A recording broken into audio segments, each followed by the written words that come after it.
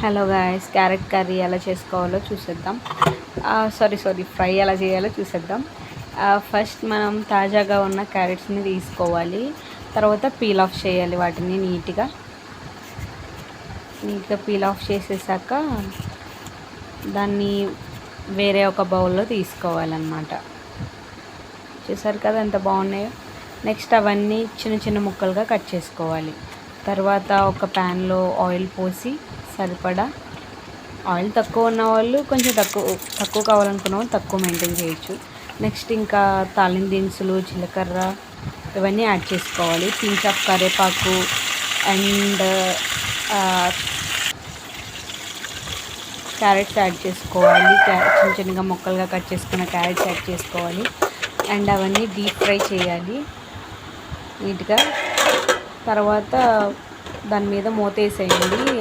ఇప్పుడు త్వరగా మగ్గుతాయి అన్నమాట. నెక్స్ట్ అది మూత తీసేసాక ఎలా ఉందో చూసేద్దాం. సింపుల్గా ఒక 10 మినిట్స్లో క్యారెట్ ఫ్రై అయిపోద్ది అనమాట.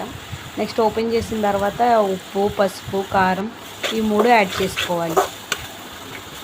మీకు ఎంత కావాలో అంత. నెక్స్ట్ వాటిని నీట్గా ఫ్రై చేసుకోవాలి ఇలాగా. నెక్స్ట్ ఒక 5 మినిట్స్ మూత పెట్టండి, అయిపోయిద్ది.